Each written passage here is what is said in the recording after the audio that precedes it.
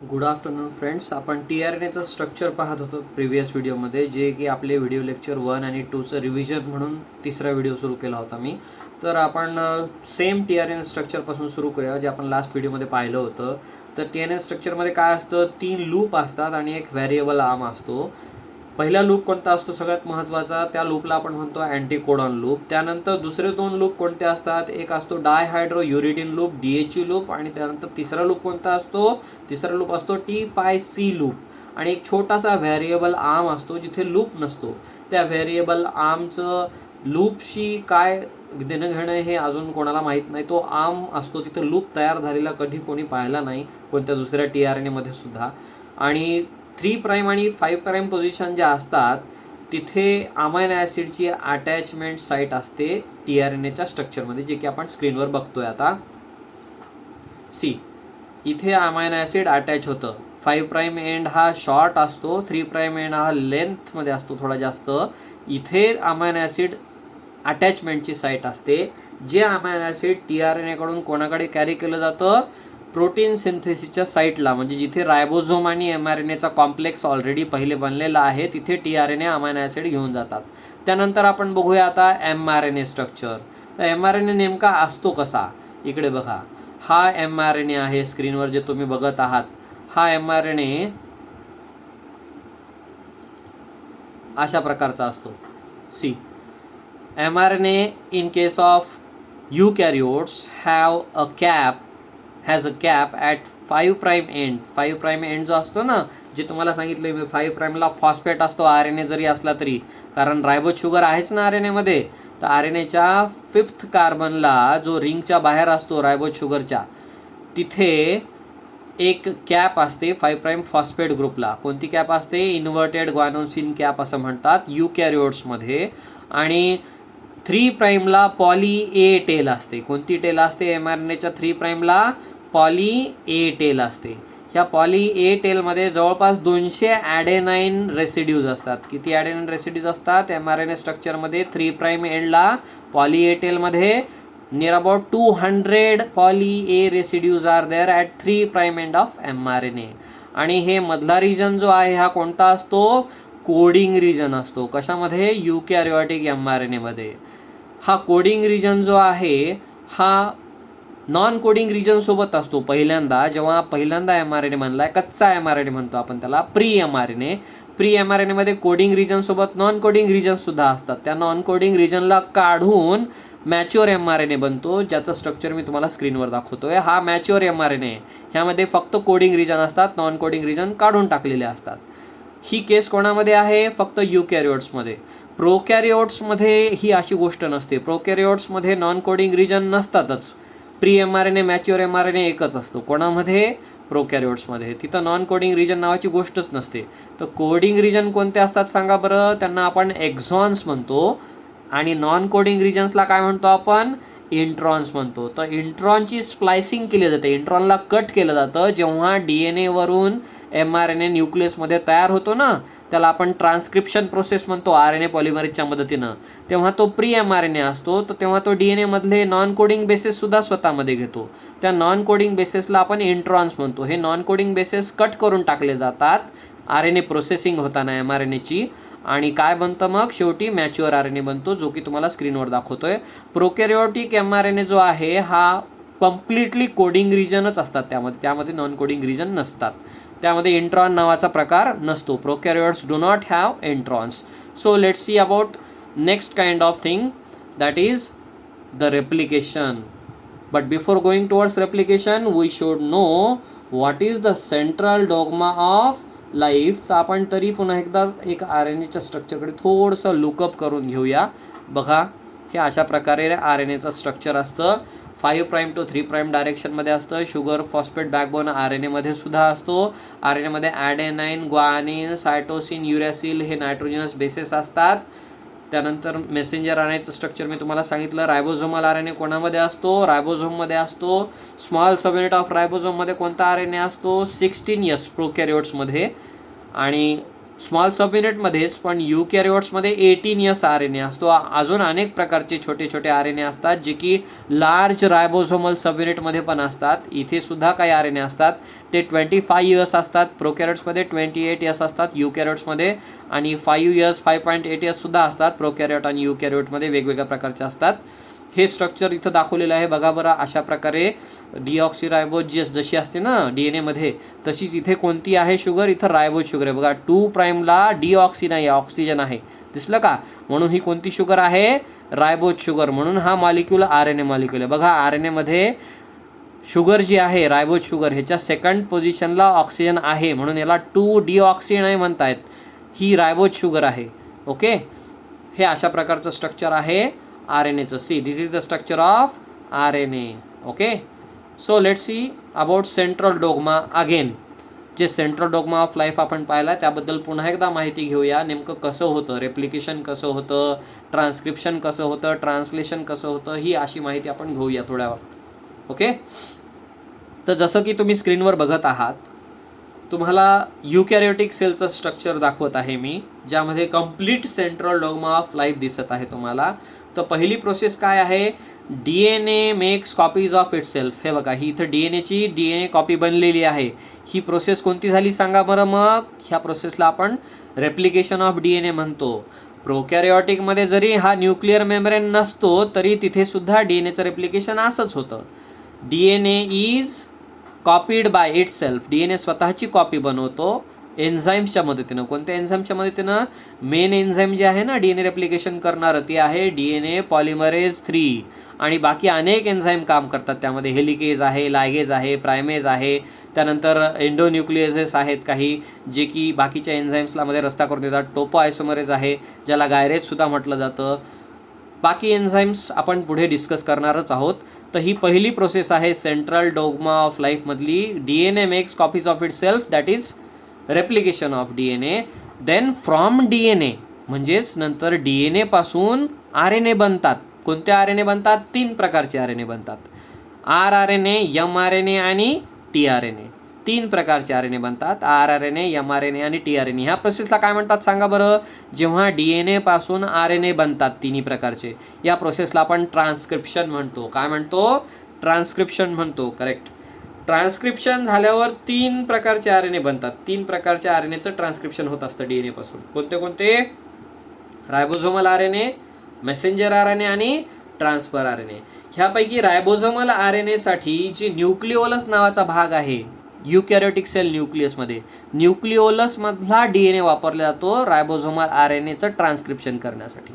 बाकीचे RNA जे आहेत रायबोझोमल RNA सोडून, कोणते, तो 2 मेसेंजर RNA आणि ट्रान्सफर RNA, ह्यांच्यासाठी न्यूक्लिअर क्रोमोझोमल DNAचा उपयोग केला जातो. तर ही प्रोसेस आहे transcription, formation of RNAs from DNA. Transcription नंतर ट्रान्सलेशन होतं. कोणाचं ट्रान्सलेशन होतं, फक्त mRNAचं ट्रान्सलेशन होतं, आणि त्यापासून प्रोटीन बनतं. ट्रान्सलेशन कसं होतं, हा mRNA बनतो, बाहेर येतो, न्यूक्लियसच्या बाहेर येऊन RER मध्ये जातो. RER मध्ये का जातो माहिती आहे का, तिथं रायबोझोम्सची मदत घेण्यासाठी जातो. तो रायबोझोममध्ये rRNA असतो, त्या rRNAच्या स्मॉल सब युनिटमध्ये शाईन डलगार्नो सिक्वेन्स नावाचा एक सिक्वेन्स असतो 18S RNA वर. कोणत्या 18S RNA वर, स्मॉल सब युनिट जो आहे रायबोझोमचं रफ एंडोप्लाझ्मिक रेटिक्युलममध्ये, तिथे जाऊन हा mRNA मॅच्युअर होऊन, प्रोसेसिंग होऊन, फक्त कोडिंग रिजन घेऊन बाइंड होतो. कोणाला बाइंड होतो, small subunit of ribosome in RER, rough endoplasmic reticulum of eukaryotes. मग तिथे गेल्यावर त्याच्यावर लार्ज सब युनिट येऊन बाइंड होतं. कोणतं, युकॅरियोटिक रायबोझोमचं लार्ज सब युनिट, बरोबर. त्यानंतर मग tRNA छोटे छोटे असे अमायनो ॲसिड्स घेऊन येतात आणि ट्रान्सलेशन प्रोसेस होते. तर ट्रान्स्क्रिप्शन कोण करतं, जसं की DNA पासून DNA कोण बनवतं, DNA पॉलिमरेज 3, जे मेन एन्झाईम आहे रेप्लिकेशनचं. आणि DNA पासून RNA कोण बनवतं, मेन एन्झाईम कोणता आहे, RNA पॉलिमरेज. ह्याबद्दल सुद्धा मी पहिल्या 2 व्हिडिओ लेक्चर्समध्ये माहिती सांगितलेली आहे. सिंगल RNA पॉलिमरेज आहे प्रोकॅरियोट्समध्ये, जे की 3ही प्रकारचे RNA, rRNA, mRNA आणि tRNA बनवतं, एकच RNA पॉलिमरेज. आणि युकॅरियोट्समध्ये 3 प्रकारचे RNA पॉलिमरेज आहेत. RNA पॉलिमरेज 1 बनवतं रायबोझोमल RNA, RNA पॉलिमरेज 2 बनवतं मेसेंजर RNA पॉलिमरेज 3 बनवतं ट्रान्सफर RNA. करेक्ट. तर हा सेंट्रल डोग्मा आहे. DNA makes copies of it self, replication. DNA is transcribed by the process of transcription and makes RNA, transcription process. mRNA is translated into protein, that is known as translation. तर हा central dogma of life आहे. त्यानंतर आपण सुरू करूया आता replication. कसं होतं नेमकं रेप्लिकेशन, त्यासाठी आपण जाऊया रेप्लिकेशन प्रोसेसकडे. तर ही आहे रेप्लिकेशन प्रोसेस जी तुम्हाला मी स्क्रीनवर दाखवत आहे. इकडे बघा नीट, अशा प्रकारे रेप्लिकेशन होतं. See, this is the replication process on screen. तर इथं अनलेबल पार्ट दाखवलेत मी तुम्हाला. तुम्ही ह्याचं स्क्रीनशॉट घेऊन पेंटमध्ये लेबल करू शकता. तर काय आहेत हे अनलेबल पार्ट मी तुम्हाला दाखवतोय आता. DNA रेप्लिकेशन होताना बिल्डिंग ब्लॉक्स लागतात, प्री एक्झिस्टिंग बिल्डिंग ब्लॉक्स. DNAचे बिल्डिंग ब्लॉक्स कोणते आहेत? न्यूक्लिओटाइड्स. कोणते कोणते न्यूक्लिओटाइड्स आहेत सांगा बरं DNAचे building blocks? Adenine nucleotide, thymine nucleotide, uracil nucleotide आणि युरेसिल न्यूक्लिओटाइड नाही, युरेसिल कोणामध्ये असतो? RNA मध्ये असतो. ॲडेनाइन, थायमिन, ग्वानिन आणि सायटोसिन न्यूक्लिओटाइड असतात. बरोबर. तर हे न्यूक्लिओटाइड फ्री न्यूक्लिओटाइड्स लागतात नवीन DNA बनवताना. पण नवीन DNA बनवण्यासाठी ओल्ड स्टँड ऑफ DNA पाहिजे. मग कसं होतं हे रेप्लिकेशन? जेव्हा ओल्ड डबल स्टँडेड DNA अनवाइंड होतं. बघा इथं हे दिसत आहेत ना 2 ग्रीन स्टँड, हा पॅरेंट DNA आहे. इथं जे मी कर्सर फिरवतोय ना प्लस शेपड, हे जे आहे हा DNA आहे जो आहे ग्रीन कलरमधला, हा DNA पॅरेंट DNA हा अनवाइंड होतो. ह्याचे स्टँड्स दोन्ही वेगळे होतात हायड्रोजन बॉन्ड ब्रेक करून. कोण ब्रेक करतं हायड्रोजन बॉन्ड्स माहिती आहे का? हे एन्झाईम, हे जे दिसते ना तुम्हाला पिंक कलरचं, हे एन्झाईम आहे हेलिकेज. पण हेलिकेजला कोण एंट्री दिली हो? कारण DNA डबल स्टँड तर पूर्णपणे इंटॅक्ट असतं, त्याच्यामध्ये गॅप नसतो, कट नसतो. तर पहिल्यांदा डबल स्टँडमध्ये कट केला जातो. कोणाकडून कट केला जातो? First enzyme which is responsible for cutting the DNA to allow entry of other enzymes of replication. बाकीच्या एन्झाईम्सला मध्ये रस्ता देण्यासाठी पहिलं महत्त्वाचं एन्झाईम आहे इन्सिजनेज. इन्सिजनेज काय करतं? डबल स्टँडमध्ये एक सिंगल स्टँड कट करतं आणि तिथून बाकीच्या एन्झाईम्सला मध्ये जाण्यासाठी रस्ता बनवतं. तर इन्सिजनेजनं कट केल्यानंतर पहिलं एन्झाईम जातं काम करण्यासाठी रेप्लिकेशनच्या प्रोसेसमध्ये, त्याला आपण हेलिकेज म्हणतो. हे बघा हे helicase. Helicase unwinds the 2 strands by breaking hydrogen bonds. Helicase काय करत जातं माहिती आहे का? असं पुढे पुढे सरकत जातं आणि सगळ्या DNA स्टँडला अनवाइंड करतं हायड्रोजन बॉन्ड्स ब्रेक करून. हेलिकेज जेव्हा ब्रेक करत जातं हायड्रोजन बॉन्ड, तेव्हा इकडच्या DNAच्या टर्मवर स्ट्रेस येतो, ताण येतो खूप. हा ताण कोण रिलॅक्स करतं? हे ग्रीन कलरच्या रिंगमध्ये जे एन्झाईम दाखवलेलं ना, ह्याला टोपो आयसोमरेज किंवा गायरेज म्हणतात. ह्याला तिसरं पण नाव आहे सुपर हेलिक्स रिलॅक्झिन प्रोटीन, असं सुद्धा याला म्हटलं जातं. काय म्हटलं जातं? Super helix relaxing protein. Okay. तर ह्यासाठी काही आयन्ससुद्धा लागतात ह्या एन्झाईम्सच्या ॲक्टिव्हिटीसाठी. एन्झाईम्स बायो कॅटलिस्ट आहेत. कोणते आयन्स वापरले जातात माहिती आहे का? The ions used in this is Mg++ ions and Mn++ ions for proper functioning of enzymes and the whole replication process. Okay. ही रेप्लिकेशन प्रोसेस एका ठराविक ठिकाणी सुरू होते DNAवर. ते ठराविक ठिकाण जे आहे जिथं रेप्लिकेशन सुरू होतं त्याला म्हणतात ओरिजिन ऑफ रेप्लिकेशन. काय म्हणतात? Origin of replication. DNAवर कुठंही रेप्लिकेशन सुरू होत नसतं. ते सुरू व्हायचा एक पॉईंट असतो. जसं कोणती बस आपल्या रस्त्यानं कुठेही थांबत नाही, बरोबर, बस स्टॉप जिथे तिथेच थांबते ना, त्या प्रकारेच DNA रेप्लिकेशन एका पर्टिक्युलर स्पॉटवर सुरू होतं DNAच्या स्टँडवर. त्या पर्टिक्युलर स्पॉटला काय म्हणतात? Origin of replication. So replication starts at origin of replication. Origin of replication फक्त एक असतो प्रोकॅरियोट्समध्ये. पूर्ण DNAवर फक्त एकच ओरिजिन असतो प्रोकॅरियोटिक सेल्समध्ये.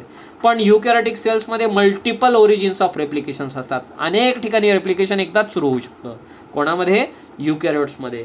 त्यानंतर बघूया आपण हेलिकेज जसं अनवाइंड करत जात आहे ह्या स्टँडला आणि इकडे आलेला ताण हे टोपो आयसोमरेज, गायरेज किंवा आपण ह्याला तिसरं नाव म्हटलेलं सुपर हेलिक्स रिलॅक्झिन प्रोटीन, हे जे आहे हे इकडचा ताण कमी करतं, इथले टर्न उलटे फिरवून आणि रिलॅक्स करून टाकतं ह्या स्टँडला. नाहीतर DNA तुटून जाईल ना, हे हेलिकेज पुढे जात राहिलं कंटिन्यू तसंच. तर म्हणून हेलिकेजला मदत कोण करतं? टोपो आयसोमरेज, हे ग्रीन कलरच्या बँडमध्ये आहे. आणि हे सगळं होत असताना DNAचे 2 स्टँड हे उघडे आहेत, पॅरेंट स्टँड. मग हे लिक्विड सराउंडिंगमध्ये आहेत, बरोबर. लिक्विड सराउंडिंग कसं काय, सेलमध्ये सगळं लिक्विडच असतं ना, 90% वॉटरच असतं. मग हे स्टँड पुन्हा वापस चिटकले तर एकमेकांना, म्हणून हे जे ब्ल्यू कलरचे डॉट आहेत ना, हे SSB प्रोटीन्स आहेत. कोणते प्रोटीन्स आहेत? SSB proteins, single stand binding proteins. हे काय करतात, पॅरेंटच्या सिंगल स्टँडर्ड DNA ला होल्ड करतात, जेणेकरून बाकीचे एन्झाईम्स त्यांच्यावर मूव्ह होतील फ्रीली.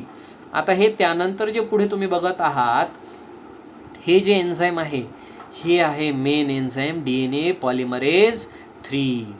कोणतं आहे हे एन्झाईम? DNA polymerase 3.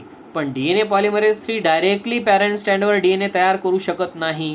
मग इथं एक प्रायमेज नावाचं एन्झाईम, हे जे फिक्का आकाशी कलरचा ब्ल्यू डॉट दिसतोय ना तुम्हाला, हे प्रायमेज एन्झाईम आहे. हे डार्क ब्ल्यू कलरचं एक छोटंसं RNA प्रायमर बनवतं. कशावर बनवतं? DNAच्या पॅरेंट स्टँडवर छोटंसं RNA प्रायमर बनवतं. ह्याच्यावर कोण फिरू शकतं पुढे? मग हे बघा, हे फिरतंय. कोण आहे हे? Same enzyme. हे पण DNA पॉलिमरेज 3 आहे आणि हे पण DNA पॉलिमरेज 3 आहे. एका साईडला DNA पॉलिमरेज 3 कंटिन्युअस स्टँड बनवू शकतं, तर दुसऱ्या साईडला फ्रॅगमेंट्स बनवतं DNAचे, नवीन DNAचे. कोण? DNA polymerase 3. तर जे कंटिन्युअस स्टँड आहे, इकडे बघा, हे कंटिन्युअस ब्ल्यू कलरचं नवीन स्टँड तयार होते, कारण ग्रीन जे आहे ते पॅरेंट स्टँड आहे, ओल्ड. तर हे ब्ल्यू स्टँड कंटिन्युअस आहे, इथं गॅप नाही आहेत, कुठं तुकडे आहेत का? नाही. तर ह्याला काय म्हणतात? लीडिंग स्टँड म्हणतात. आणि दुसऱ्या साईडला कोणतं स्टँड बनतं? नेहमीच एक लीडिंग आहे तर दुसरं लॅगिंग, ज्याच्यामध्ये तुकडे म्हणतात DNAचे. काय बनतात? तुकडे. तर हे प्रायमर इथे पण असतं. इथलं प्रायमर तुम्हाला दिसत नाही आहे, इकडच्या साईडला आहे डायग्रामच्या. प्रायमर शिवाय DNA पॉलिमरेज 3 काम करू शकतं का? नवीन DNA बनवण्याचं नाही. तर हे प्रायमर जे असतं हे RNAचा छोटासा पार्ट असतो, जो पार्ट हे नवीन छोटंसं एन्झाईम बनवतं. याला काय म्हणतात? DNA प्रायमेज. प्रायमेज जेव्हा RNA प्रायमर बनवतं तेव्हाच DNA पॉलिमरेज त्याच्यावर DNA बनवू शकतं. कसं बनवतंय? फ्री न्यूक्लिओटाइड्स घेता येते न्यूक्लियसमधले, सेलमधले, आणि बनवतंय. ओके. तर ही आहे रिप्लिकेशन प्रोसेस. हे कम्प्लीट असंच बनत जातं. आपण बघूया आता मोड्स ऑफ DNA रेप्लिकेशन. कसे आहेत मोड्स वेगवेगळे DNA रेप्लिकेशनचे. आणि त्या पहिले आपण थोडंसं एक डिटेल स्ट्रक्चर बघूया, जे आहे DNA पॉलिमरेज 3चं स्ट्रक्चर, जे की मेन एन्झाईम आहे. कोणतं मेन एन्झाईम आहे सांगा? रेप्लिकेशनचं मेन एन्झाईम. इकडे बघा, हे आहे DNA पॉलिमरेज 3चं स्ट्रक्चर. बघा बरं किती सब युनिट आहेत ह्याच्यामध्ये. साय सब युनिट आहे, टो सब युनिट आहे, अल्फा सब युनिट आहे, बीटा सब युनिट आहे, गॅमा सब युनिट आहे, डेल्टा सब युनिट आहे, डेल्टा प्राईम आहे, त्यानंतर एक्स, ॲप्सिलॉन आणि थेटा. एवढ्या सब युनिट्सपासून कोण बनलेलं आहे सांगा बरं? DNA पॉलिमरेज 3 बनलेलं आहे. तर ह्यामधलं हे कोर एन्झाईम असतं आणि त्याला बीटा क्लॅम्प असते DNAवर स्लायडिंग करण्यासाठी. ओके. तर ह्याचं कम्प्लीट स्ट्रक्चर हे एक सब युनिट आहे. कम्प्लीट स्ट्रक्चर मी तुम्हाला पुढच्या एका स्क्रीनशॉटमध्ये दाखवतो. इकडे बघा, हे आहे कम्प्लीट स्ट्रक्चर. कशाचं? DNA पॉलिमरेज 3चं कम्प्लीट स्ट्रक्चर. दिसलं का? This is the complete structure of DNA polymerase 3.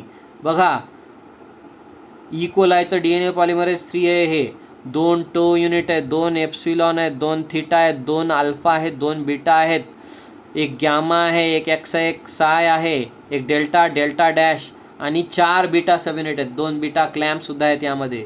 Okay. तर हे आहे DNA पॉलिमरेज 3 इकोलायचं प्रोकॅरियोटिक.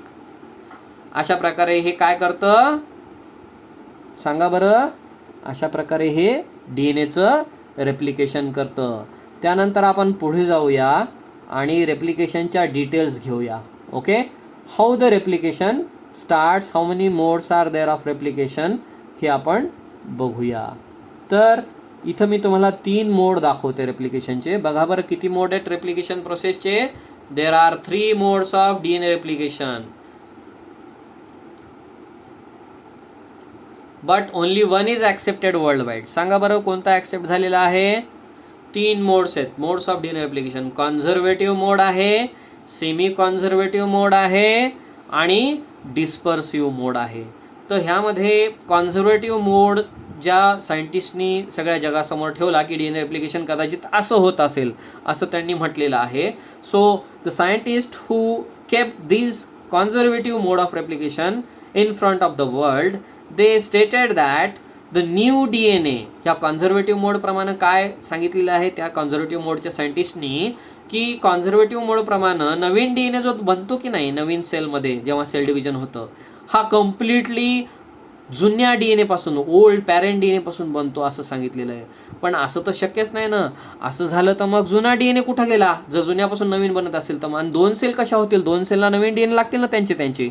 हे तर शक्यच नाही आहे. थिअरॉटिकली पॉसिबल नाही प्रॅक्टिकली पॉसिबल नाही आहे. पण हा मोड काय झालेला आहे हा मोड सगळ्यांनी ड्रॉबॅक केलेला आहे. ह्या मोडला कोणीही मान्यता दिलेली नाही आहे. ओके. मग दुसरा मोड आला सेमी कॉन्झर्वेटिव्ह. सेमी कॉन्झर्वेटिव्ह मोड जो आहे सेमी कॉन्झर्वेटिव्ह मोडप्रमाणे DNA जो आहे नवीन DNA हा कसा बनतो हाफ त्यामध्ये ओल्ड स्टँड असतं आणि हाफ न्यू स्टँड. म्हणजे कसं एक कम्प्लीट स्टँड पॅरेंटचं असतं आणि एक कम्प्लीट स्टँड नवीन बनतं जो ओल्ड स्टँडवर. अशा मोडला काय म्हणतात सेमी कॉन्झर्वेटिव्ह मोड. हा थिअरॉटिकली पण पॉसिबल आहे हा प्रॅक्टिकली पण पॉसिबल आहे म्हणून सगळ्या जगांनी ह्याकडे लक्ष केंद्रित केलं. तिसरा मोड कोणता आहे डिस्पर्सिव्ह मोड आहे. The third mode is dispersive mode. So how does it work. हा डिस्पर्सिव्ह मोड कसं काम करत असेल सांगा बरं. डिस्पर्सिव्ह मोड ऑफ रेप्लिकेशन कसा आहे it is a patchwork of old and new nucleotides in the cell. Old आणि न्यू DNAचं पॅच वर्क म्हणजे काय डिस्पर्सिव्ह मोड ऑफ रेप्लिकेशन. पण जर हा मोड जर प्रॅक्टिकली खरंच होत असेल सेलमध्ये तर स्पेसिफिसिटी डिस्टर्ब होते. त्यामुळं हा रोल प्रॅक्टिकली पॉसिबल नाही. कारण आपण कधी पाहिले का DNAमध्ये एकदम बदल झाला तुम्ही आंब्याचं झाड लावून त्याला वांगे आले अचानक वांग्या झाडात बदलून गेलं ते नाही असं शक्यच नाही आहे. त्यामुळे हा मोड प्रॅक्टिकलीसुद्धा इम्पॉसिबल आहे. हा ॲक्सेप्टेड नाही आहे वर्ल्ड वाईड. फक्त ॲक्सेप्टन्स कोणत्या मोडला भेटलं आहे थिअरॉटिकली प्रॅक्टिकली सेमी कॉन्झर्वेटिव्ह मोडला भेटलं आहे. तर सेमी कॉन्झर्वेटिव्ह मोड जो आहे हा कसा लोकांनी प्रूव्ह केला हे आपण बघूया. It is being proven by various scientists by performing an experiment. बघा हा एक्सपेरिमेंट आहे. ह्या एक्सपेरिमेंटला काय म्हणतात this experiment is known as Meselson and Stahl experiment. Meselson आणि स्टाहाल यांनी काय केलेलं आहे हा एक्सपेरिमेंट केलेला आहे आणि त्यांनी प्रूव्ह केलेला आहे. काय प्रूव्ह केलेलं आहे की DNA हा सेमी कॉन्झर्वेटिव्ह मोडनंच रेप्लिकेट होतो. म्हणजे DNAचं रेप्लिकेशन कसं होतं सेमी कॉन्झर्वेटिव्ह मोडनं. तर ह्यासाठी त्यांनी काय केलेलं आहे बघा बरं. त्यांनी घेतलेल्या आहेत इकोलाय सेल. कोणत्या सेल्स घेतलेल्या आहेत त्यांनी इकोलाय सेल. बघा बरं इकोलाय हा बॅक्टेरिया आहे. कशावर ग्रो केला त्यांनी N15 म्हणजे हेवी नायट्रोजन आहे. हा एक आयसोटोप आहे नायट्रोजनचा. ह्या मीडियमवर त्यांनी काय केलेलं आहे ग्रो केलेलं आहे इकोलाय सेल्सला. ह्यावर ग्रो केल्यावर काय झालं ह्या सेल्समध्ये सगळ्या DNAमध्ये जे नायट्रोजनस बेसेस आहेत त्यामध्ये कोणता नायट्रोजन गेला N15. मग त्यांनी N15 वरून त्यांना कशावर ट्रान्सफर केलेलं ह्या बॅक्टेरियाला डायरेक्टली N14 मीडियमवर. जेव्हा ह्यांचा पूर्ण DNA N15 झाला त्यानंतर ह्यांनी N14 वर ट्रान्सफर केलं या बॅक्टेरियाला. आणि प्रत्येक जनरेशन नंतर दर 20 मिनिटाला ह्या सेल डबल होत असतात. प्रत्येक जनरेशन नंतर त्यांनी काय केले सेल्स घेतल्यात. त्या सेल्सला त्यांनी पूर्णपणे एकदम कट आउट केलेलं आहे वेगवेगळ्या DNA एक्स्ट्रॅक्शन मेथडनं. आणि DNA एक्स्ट्रॅक्ट केला त्यांचा.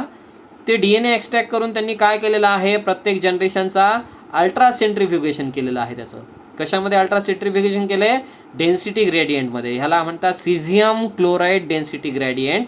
आणि जेव्हा त्यांनी अल्ट्रा सेंट्रिफ्युगेशन केलं आहे तेव्हा सेंट्रिफ्यूज ट्यूबमध्ये त्यांना अशा प्रकारच्या गोष्टी सापडल्यात. बघा बरं कोणत्या गोष्टी सापडल्यात नीट बघा तुम्ही स्क्रीनवर दिसत आहे तुम्हाला. जेव्हा त्यांनी पहिल्यांदा ट्रान्सफर केलेला N15 to N14 हा बॅक्टेरिया घेतला आहे ज्याची 0 जनरेशन फर्स्ट जनरेशन होती समजा. तेव्हा त्यांना कम्प्लिटली हा बँड डेन्सिटी ग्रेडियंटमध्ये कुठे भेटलेला आहे N15 पोझिशनला भेटलेला आहे. जेव्हा दुसरी पोझिशन झाली त्याच्यामध्ये नवीन बॅक्टेरियानं काय केलेलं आहे DNA बनवण्यासाठी त्याच्या N14चे नायट्रोजन घेतलेत. ह्यामध्ये काय झालं बघा 50% DNA कसा झाला सेकंड जनरेशनमध्ये N14 आणि 50% N15 राहिला. इथं काय आलं मग डेन्सिटी ग्रेडियंटमध्ये ह्यामध्ये जी डेन्सिटी आहे DNAची N15 हेवी आहे N14 लाईट आहे. ही डेन्सिटी एकदम इंटरमिजिएट लेवल मधल्या लेवलला आली आणि इथं बँड आला ट्यूबच्या सेंटरला. ही ट्यूब आहे जी इथं आडवी दाखवलेली आहे. ओके.